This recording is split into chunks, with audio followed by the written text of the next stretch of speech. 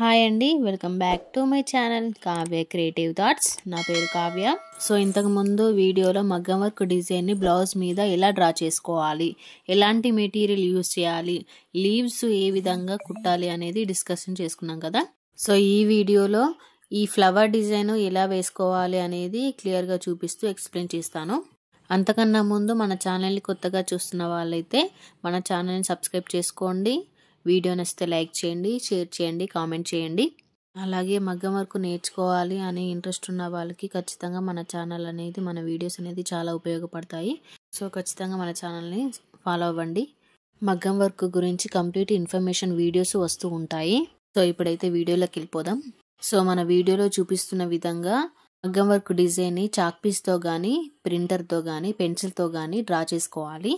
నేనైతే ఇలా flower design వేయడానికి ఒక 2 రూపీస్ కాయిన్ తీసుకొని ఇలా డ్రా చేసుకున్నాను రౌండ్ షేప్లో. మన ఫ్లవర్ డిజైన్ అనేది రౌండ్ షేప్ కరెక్ట్గా రావాలి అంటే ఒక కాయిన్ తీసుకొని డ్రా చేసుకోవచ్చు. కంప్లీట్ పర్ఫెక్ట్గా రౌండ్ షేప్ అనేది వస్తుంది. ఇది ఒక చిన్న ట్రిక్ అన్నమాట. సో ఇది ఖచ్చితంగా ఫాలో అవ్వండి. అప్పుడే మన డిజైన్లో ఫ్లవర్ డిజైన్ ఎన్ని గీసుకోవాలన్నా పర్ఫెక్ట్ రౌండ్ షేప్ వస్తుంది. అలాగే పర్ఫెక్ట్ అన్ని ఒకే సైజులో వస్తాయి. సో ఈ ట్రిక్ అయితే ఖచ్చితంగా ఫాలో అవ్వండి. ఈ ఫ్లవర్ని ఫిల్ చేయడానికి కాంబినేషన్గా నేను pink colour silk thread use చేస్తున్నాను.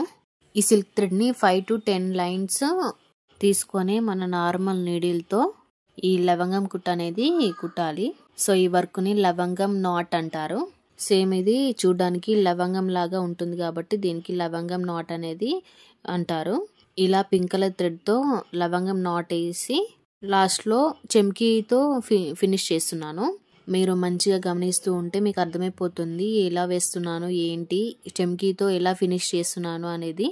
ఫ్లవర్ డిజైన్ ఫినిష్ చేస్తూ వెళ్ళిపోవడమే కాదు, ఇన్ని లేయర్స్ థ్రెడ్ యూజ్ చేస్తున్నాం కూడా మంచిగా ఫ్లవర్ అనేది కుట్టే దాంట్లో దారం అనేది చిక్కుపడుతూ ఉంటుంది. ప్రతి లవంగం నాట్లోనూ దారం చిక్కుపడకుండా చూసుకుంటూ వేసుకోవాలి. అండ్ ఈ ఫ్లవర్ డిజైన్లో ఇంకో టెక్నిక్ యూజ్ చేశాను. మనం ఫ్లవర్ రౌండ్ షేప్లో కరెక్ట్ సైజులో రావాలి అని అంటే, లవంగం నాట్స్ అన్నీ సమానంగా కరెక్ట్ షేప్లో రావాలి అని అనుకుంటే ఫస్ట్ 4 లవంగం నాట్స్ 4 దిక్కులా వేసుకోవాలి. స్టార్టింగే మొత్తం ఫిల్ చేసుకుంటూ ఒకదాని పక్కన ఒకటి వేసుకుంటూ వెళ్ళకూడదు, క్రాస్గా వస్తుంది ఫినిషింగ్ ఇచ్చే వరకు.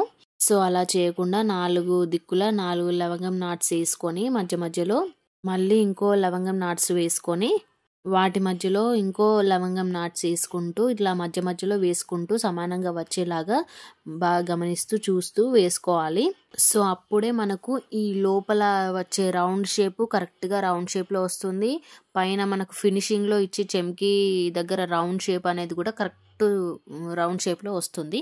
ఈ ఫ్లవర్ డిజైన్లో ఇవే మెయిన్ ఇంపార్టెంట్ అనమాట.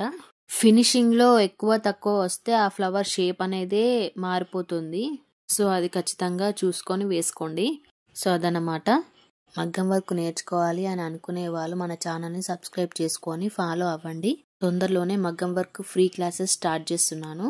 సో ఆ వీడియోస్ ఖచ్చితంగా మీకు యూజ్ అవుతాయి. మగ్గం వర్క్లో మంచి టెక్నిక్స్ కూడా చెప్పడం జరుగుతుంది. సో మన ఛానల్ని కొత్తగా చూస్తున్న వాళ్ళైతే ఛానల్ని సబ్స్క్రైబ్ చేసుకోండి.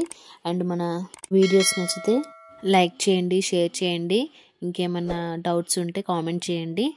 Thanks for watching.